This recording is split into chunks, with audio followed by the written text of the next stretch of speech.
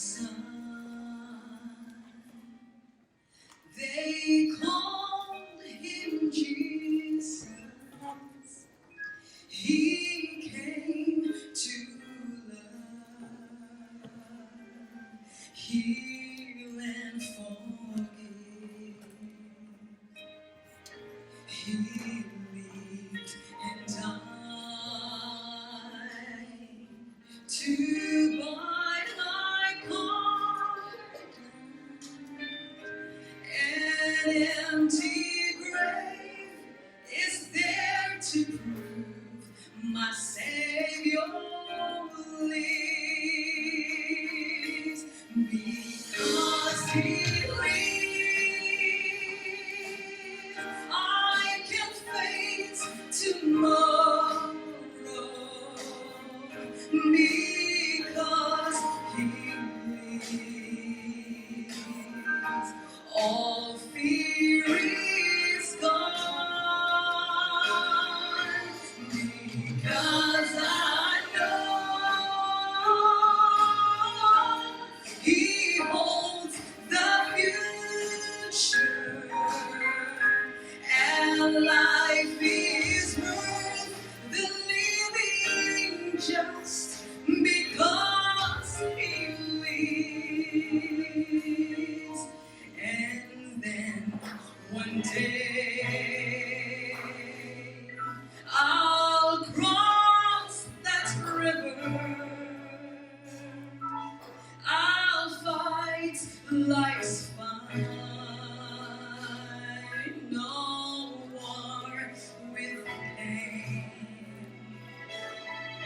And then as death gives way to victory, I'll see the lights of glory, and I know He lives. Because He lives,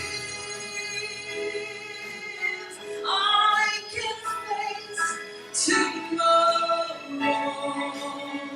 Because He lives, all fear is gone. Because I know He holds the future, and life is worth the living just because He lives. And life is worth the living just because He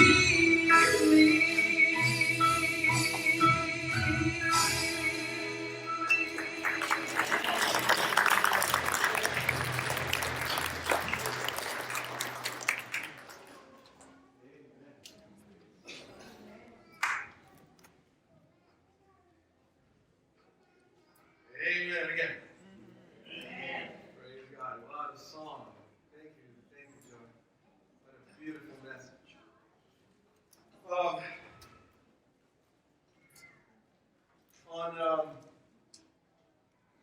On my trip to Israel, I had a chance to go to the Dead Sea. Have you heard about the Dead Sea? The Dead Sea it's a very interesting place because you can float. You can float in water. I mean, even if you try to submerge yourself underwater, you can't. I mean, even if you stand vertical, the water pushes you out. Look at me reading the newspaper or pretending to be reading the newspaper. I didn't understand what the newspaper said. It was not in English or Spanish. But I wanted to take a picture of it. And what makes the Dead Sea so special is the density of water and salt that you find there. And one of the neat things is that you cannot go down, but But one of the not so nice things is that you put your feet at the bottom, you may get cut. You may get cut with crystals like this. Okay? Salt is good and all, but this one is pointy and can cut you, man. So as I was coming in, I felt the pain in my feet, in my legs. The mud is deep, and they say it's really good for your skin.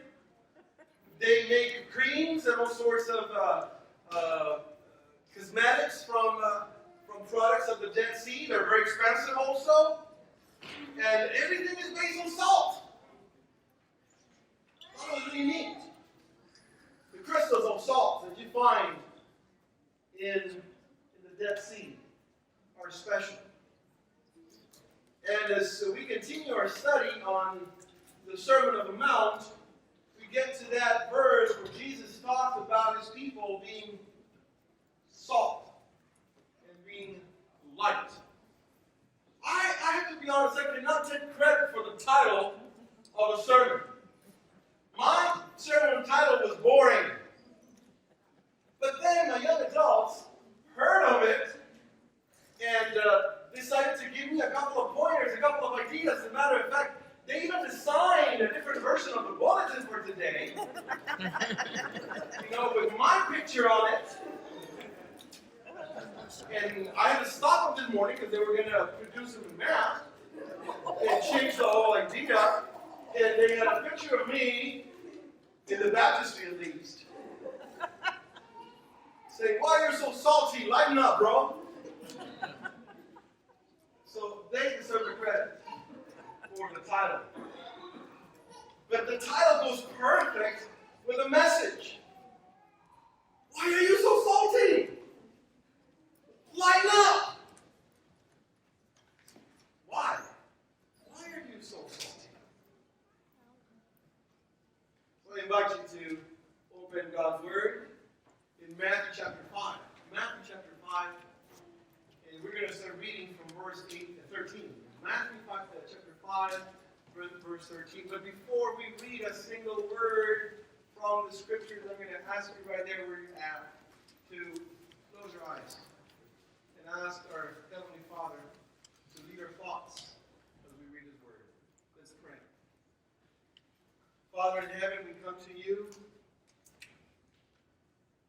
with different needs. Just like the people that gathered that day at that mountain, to the Mountain of Beatitudes, we come to you eager to hear your voice, needing to be healed, needing to receive hope, needing your presence, Lord. So this morning, we trust that your will prevail and that our hearts will be touched by your Spirit. So, Lord, as we open your word, I ask you to hide me behind your Son, Jesus Christ. And may he receive all the glory and all the honor. And as we leave this place, Lord, may we go home understanding your will for us and your desire for us to truly trust you and be lights for people around us. Father, talk to us this morning. In Jesus' name we pray. Amen. Matthew chapter 5, verse 13 and on. Right after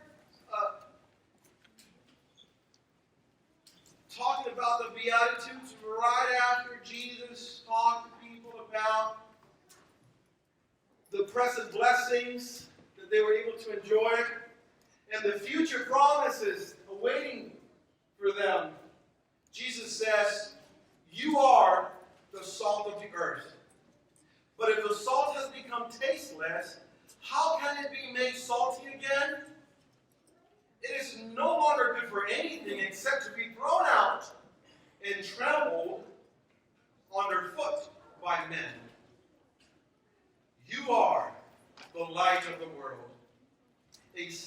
set on a hill cannot be hidden, nor does anyone light a lamp and put it under a basket, but on the lampstand, and it gives light to all who are in the house. Let your light shine before men in such a way that they may see your good works and glorify your Father who is in heaven. Do not think I came to abolish the law or the prophets. I did not come to abolish, but to fulfill. For truly I say to you, until heaven and earth pass away, not the smallest letter or stroke shall pass from the law until all is accomplished. Whoever then annuls one of the least of these commandments and teaches others to do the same shall be called least in the kingdom of heaven. But whoever keeps and teaches them, he shall be called great in the kingdom of heaven. For I say to you that unless your righteousness surpasses that of the scribes and Pharisees, you will not enter the kingdom of heaven.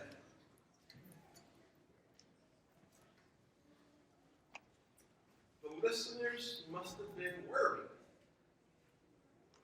I mean, they're spiritual role models. The scribes, the Pharisees, were not the mark. Jesus was challenging for their faithfulness to go beyond what the religious leaders of their time were showing. I mean, how can I be better than my role model? How can I make it to heaven? I mean, I don't know. What am I going to be able to do? And in the next few weeks, we're going to talk more about what Jesus meant by this. But he previously stated, you are the salt of the earth.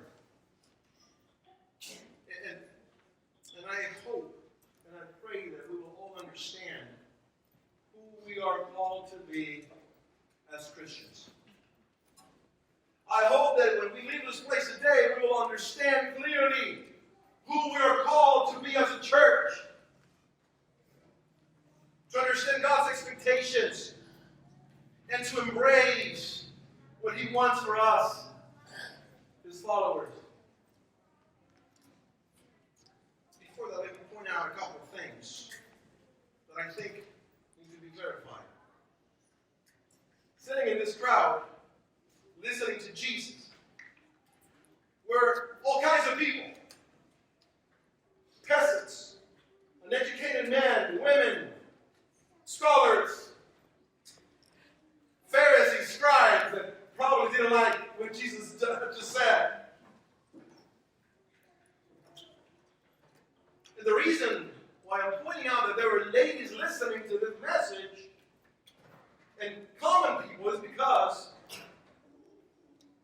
most Jewish men in the first century, when they would walk into the synagogue, they would have the following prayer.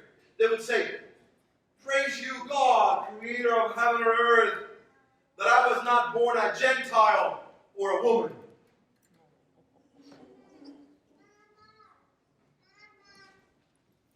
But Jesus here is speaking to everyone, to Gentiles, to the rich, to the poor, to male, to female. And he is stating that you, all of us, are the salt of the earth. Not just the man, not just the Jew. No, everyone. There's not a type of person that God is after, but rather the door seems to be wide and open for anyone that is willing to believe and repent. The other thing I would like to notice is that Jesus' words are specific. God is not expecting for us to live in a monastery. God is not expecting for us to do church just inside the church.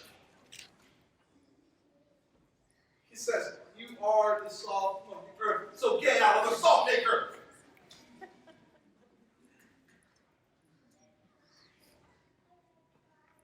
You see, be salt, be light, don't hide. Go out. Those are universal truths. Jesus wanted to be very specific about that. Now, this is a topic that I've heard so many sermons about, and in every sermon I hear about the comparisons between how salt is utilized. Have you heard that before? You know, salt. Why is it Jesus said we are the salt? And then, we start hearing a list of things. Well, because salt brings flavor, so we are called to bring flavor to society, right? We hear also salt is a fertilizer. So we as a church are to create the ground, the right ground where spiritual growth can occur. Oh, I also heard, we are the salt of the earth because whenever you taste salt, you become thirsty, don't you? So we are supposed to encourage people to be thirsty of the water of life, which is Jesus Christ. All of us is great, right? I heard one that I was a little surprised. I think went too far. One preacher said, salt is white, and white is a universal symbol of purity. I thought, that's stressing me a little bit too much. It's not going to colors, right? If that's the case, then we say, well, salt is a granule, so you are. No.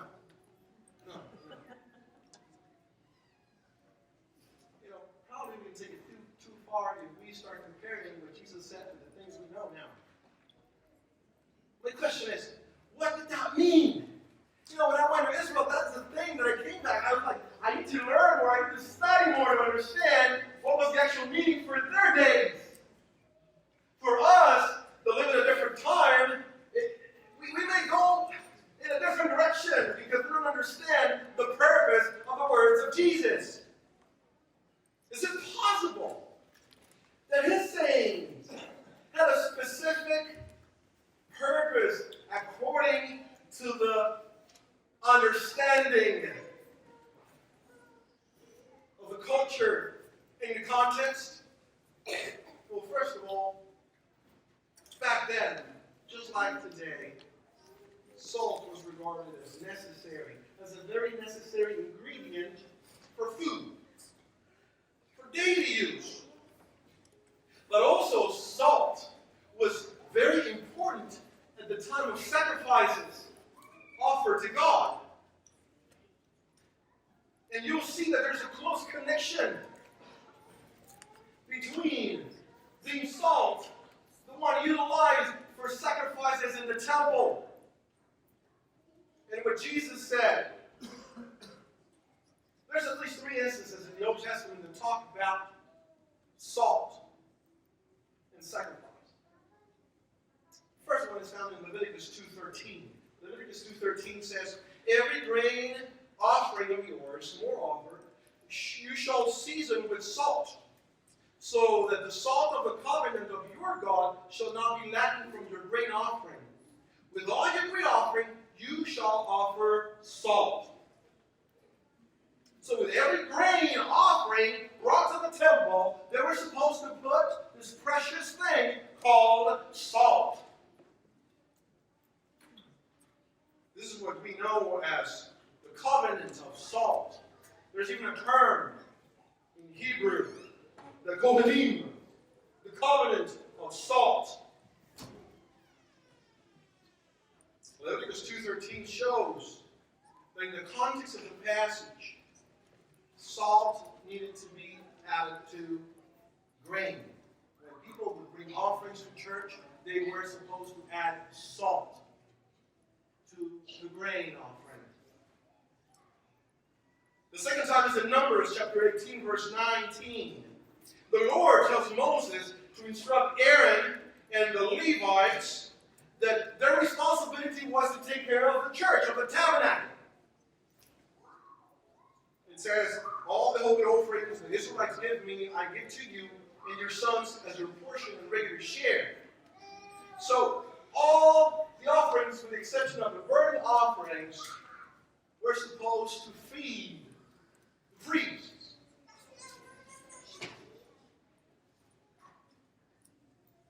God was letting them know that He was going to provide for their needs as they served in the temple. And then, the Bible says, whatever is set aside from the holy offerings the Israelites present to the Lord, I give to you. And then it says, it is an everlasting covenant of salt before the Lord. So scholars point out that salt was utilized as a preserving element, and it was added to the meat to help the meat to stay fresh longer until the priest could eat it. And he was not morning star veggie patties, he was actual meat. I would have a hard time because I'm vegetarian. Now, others point out that the importance of putting salt to the meat offerings is because the meat contains blood, and salt was applied to the offering to aid the removal of the blood from the carcass. So salt was utilized as a cleansing element, purifying agent as well. And then the last time the phrase of this offering of salt, of covenant of salt, is utilized is in 2 Chronicles chapter 13, verse 5. The Bible says, do you not know that the Lord God of Israel gave the rule over Israel forever to David and his son by a covenant of salt? Covenant of salt. Again, the governing. In this particular passage, the Lord is giving the kingship of Israel to David and his descendants forever. A covenant of salt. It's called. And you may say, wait, Pastor, but we're talking about the temple and the sacrifices, and now we're talking about David's lineage receiving a covenant of salt. Is that related? How is that? Oh, well, there's a common element. Just wait.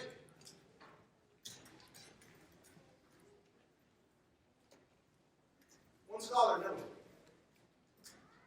that salt has an enduring quality, and therefore in the Middle East, salt was used in ceremonies to seal an agreement. To seal an agreement. So you see, the common denominator among all the three elements, the three verses, is that the covenant of salt was all about a relationship with God based on trust.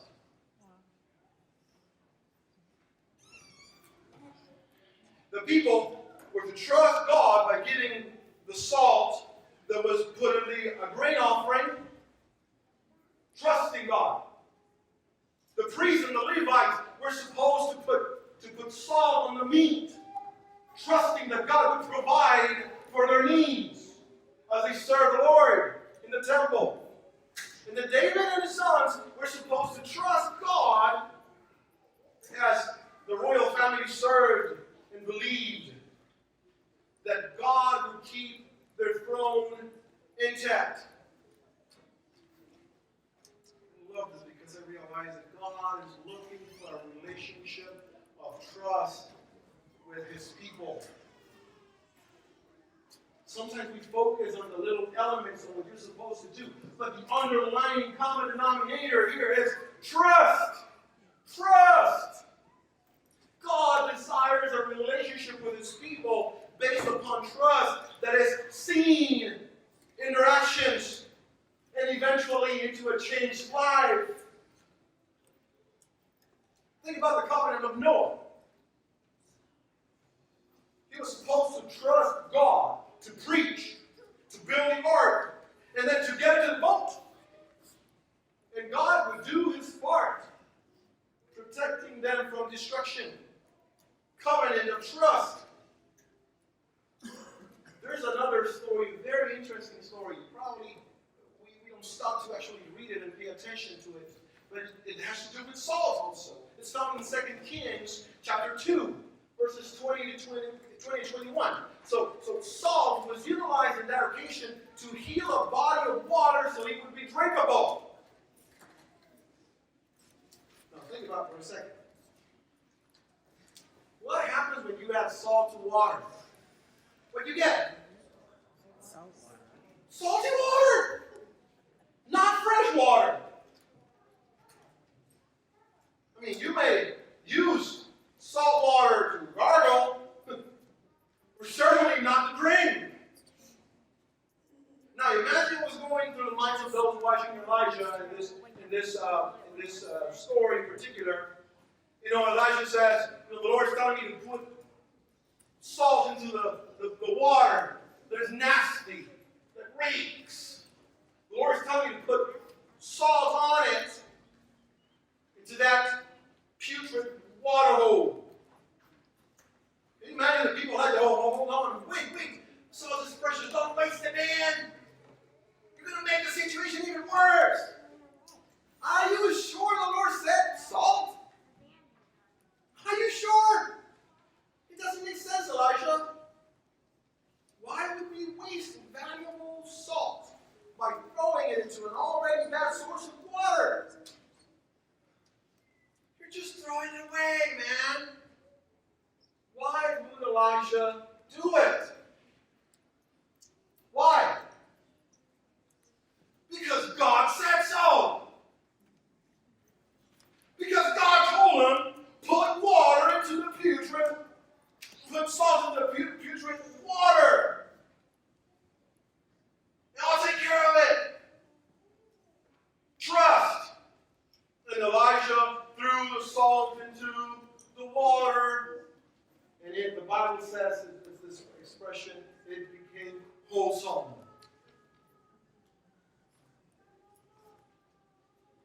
Now, mind you, how would the people know the water was good to drink after that? Huh?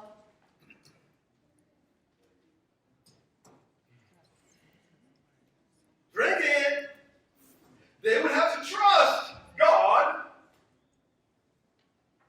enough to dip their hand into the water and draw it to their lips. I mean, pouring salt must have seemed like a crazy thing to do to them. But when it comes to walking with God, isn't this what it takes? Are you experiencing that? Are you walking by faith and not by sight? Is it possible that some of the things that God asks us to do make no sense to others, but we need faith to trust that He will take us through? It's the same idea behind Job in chapter 6, verse 6, when Job makes the point that salt is added to tasteless food to make it worth eating. The question is, why is that we trust Him? Or even better, will we trust Him? I mean, Israel was primarily an agricultural society. Salt was indispensable. They needed to have it. I mean, they would sweat all day. And they would lose, their bodies would lose minerals. They needed to have that potassium. They needed to have the salt, the sodium, the chloride to be put back in their bodies. Salt was important. Now, here, God comes telling you that you have to give up your salt and put it in a grain offering. You need to give up your salt and put it on meat. And you need to see salt, understanding that He will keep His people on the throne. The Talmud, which which is the body of Jewish civil and ceremonial laws. Very well known by the Jews. It says the following comment, talking about 2 Chronicles 13, okay? Talking about the kingship of Israel, the kingship of David. And it says, the world can get along without pepper, but it cannot get along without salt. So pepper, you can get away with it. But salt, you can't. So the Talmud is trying to tell you and me, the world cannot get along without trust. God's people needed to trust that God would prevail, that the kingdom still belonged to them. Treaties were sealed with salt. Covenants were based upon trust. So giving someone your salt was also a sign of trust. As a matter of fact, there's an expression in the scriptures, and it's true until today. Let's share salt together. Let's share salt together. In other words, let's eat together. Let's mingle. Let's eat together, trusting each other. If you trust God, He can make life come out of the dead areas of your life.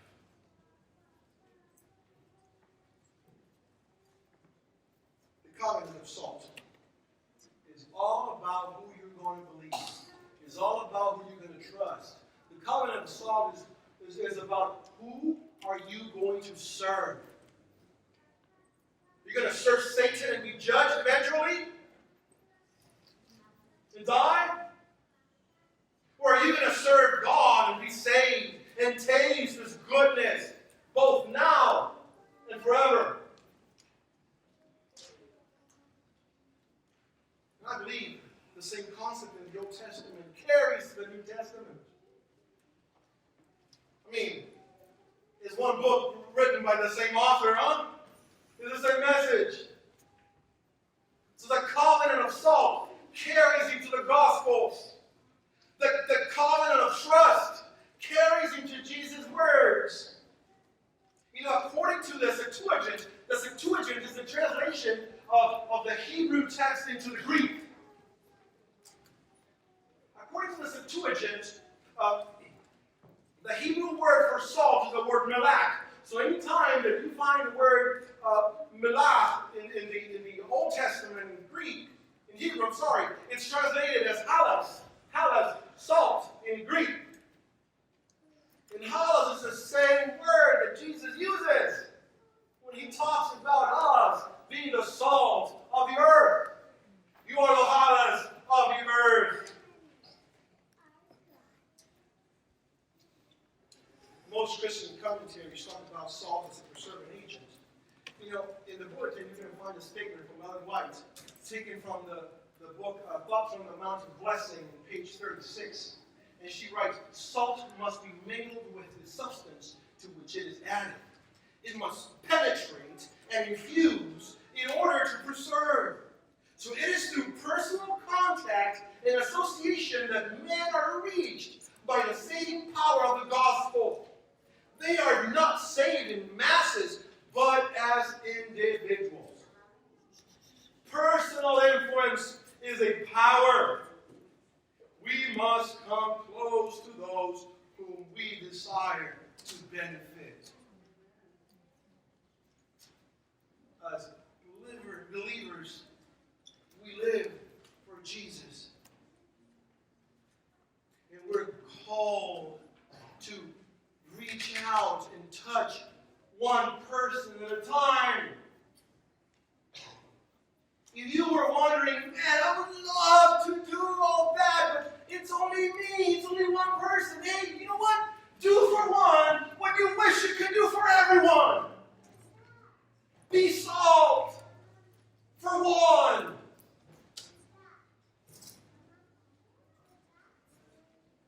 are the ones that are supposed to show the world that we fully depend on our Creator, that we trust Him with words, with actions. And you know, there's something very interesting here. The immediate context in which Jesus states, "You are the salt of the earth." The previous verses tells us that the salt of the earth is supposed to feel happy because it's persecuted for righteousness. We studied it a couple of weeks ago, remember? Persecuted for righteousness. That's the salt of the earth. One of the blessings that Jesus gives us, one of the blessings that the Father's offered is persecution. If one leaves for Jesus as the salt of the earth, don't be surprised if you're insulted, persecuted, or falsely accused. Jesus is telling his followers that the reality of discipleship is sometimes difficult to digest. He's not lying about what to expect. You see, he's talking about the good, the bad, and the ugly that we have to face as his disciples, as his followers. Be salt. But also be aware that the enemy is not happy. Ellen White says that Satan fought for every inch that Jesus walked on the earth. Can you imagine how scared he is when you start behaving, when you start living as salt, trusting God?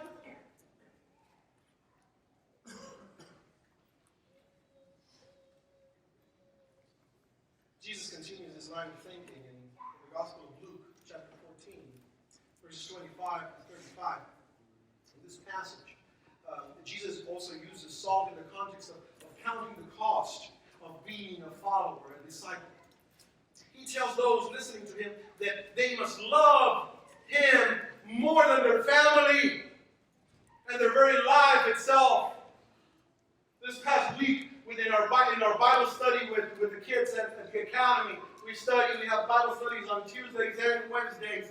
We talked about that, right? What are you willing to give away for Jesus? Are you willing to give your shoe collection? Are you willing to give up your electronics for Jesus?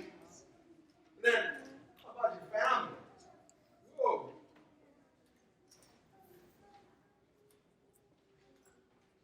In Luke chapter 14, Jesus says that after calculating the cost of building a tower and going to war, he says that one salt loses its saltiness is no good for anything.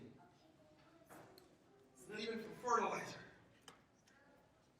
Jesus is telling his listeners that living for him will not be a walk in the park. It will cost us something.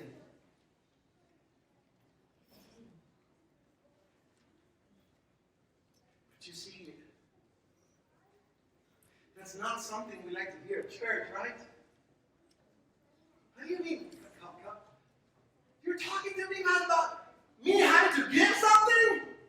Is that why I came to church today?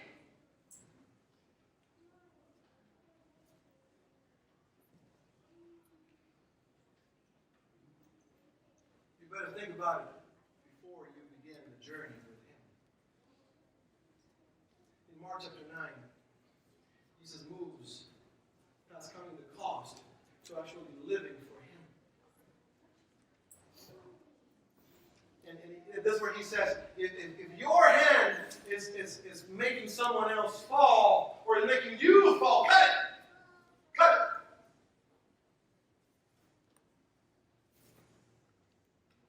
And then he makes a statement, everyone will be salted with fire. Whoa.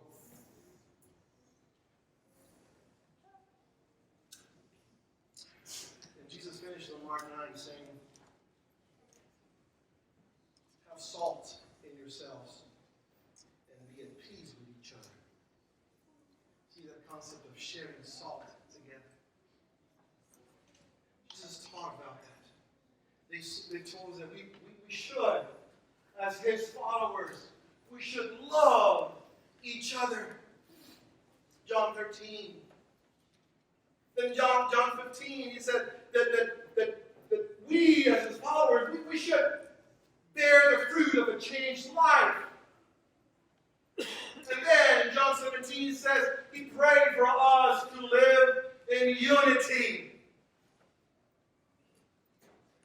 We are to be salted so others will know that he is God. We are expected to trust God enough, so much, to follow his way 7 days a week. And when we do, the world will know that we belong to him, that we are his. And guess what happens next? Yes, verse 14 of Matthew chapter 5. You are the light of the world. Light is one of the enduring symbols of God in the scriptures. So many places where you read about light. There was a lampstand, remember, in the holy place, the menorah. There was also light in the Holy of Holies, the Shekinah, God's glory, shining all the time, 24/7. There's a Jewish commentary that I found, and I would like to share it with you because this is really, really neat. Talking about light. What was the concept of light? Why would Jesus say that we are the light of the world? Why was light being why has light been such a favorite symbol of God? Perhaps because light itself cannot be seen. A light doesn't necessarily draw attention to itself. We become aware of its presence when it enables us to see other things. Similarly, we cannot see God, but we become aware of God's presence when we see the beauty of the world, when we experience love and the goodness of our fellow human beings. That is the context in which Jesus says, you are the light. Let your light shine before men, so they may see your good deeds. Because if you're light, you cannot bring attention to yourself. You bring attention to what's receiving the light. May they see your good deeds, and they'll glorify the Father who is in heaven. You see, it's not about us. Being light is not about us being the star of a movie. Being his followers is not about us getting the accolades and the recognition and the honor and the admiration of fellow men. No. Being light means to bring others' attention to the Father.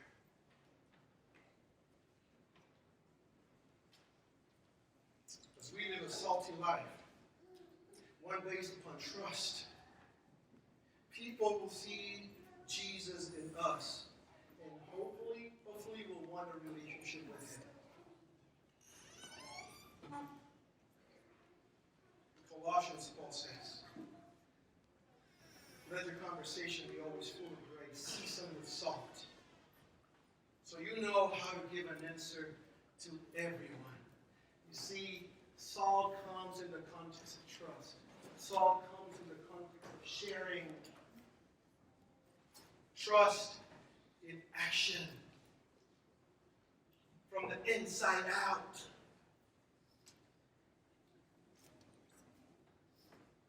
People need to know where to find peace in the times of trouble. We are called to be salt because we are called to be examples of faith. We're called to be examples of trust in the Lord. We're called salt because our words will bring hope to someone that is desperate. Our actions of trust will bring light into the dark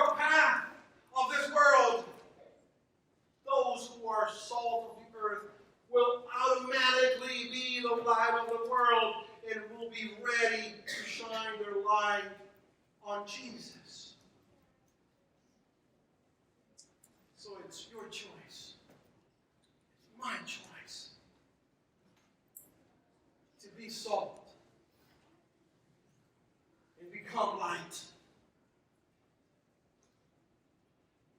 What do your actions say about you? So, believer of Jesus,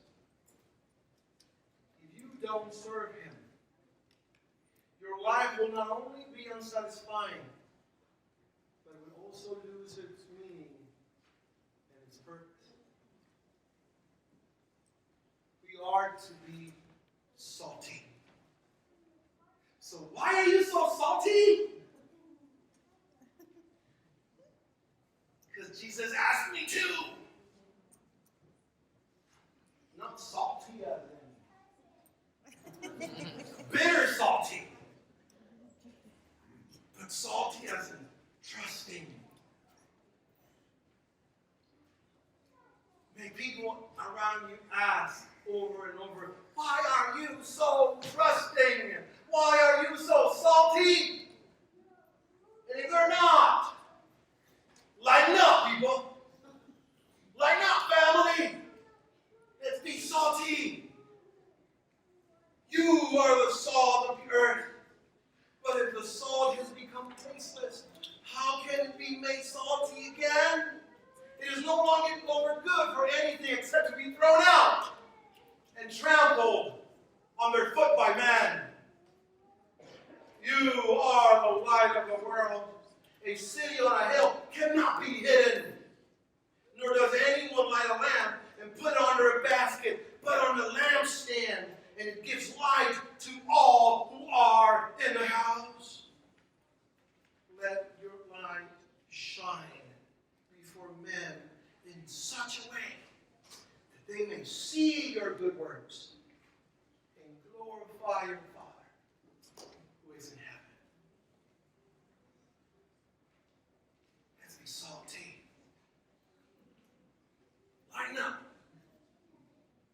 Let's pray. Father in heaven, thank you for Jesus' invitation. Thank you for his challenge to us, inviting us to be salt, and as a result, to be light for others. May our lives show around us that we trust you in everything we have. May our testimony bring others to you as they see how trusting we are of you and your promises. And may our lives bring attention not to us, but to you and to you only, Father. May others see in us a reflection of Jesus Christ.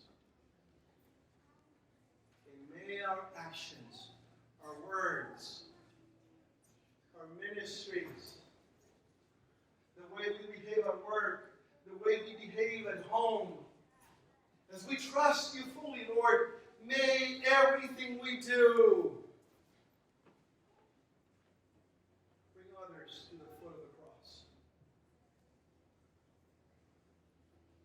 May they be wondered. May they be interested. May they be impressed.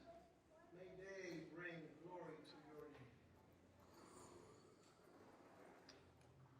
In Jesus' mighty name.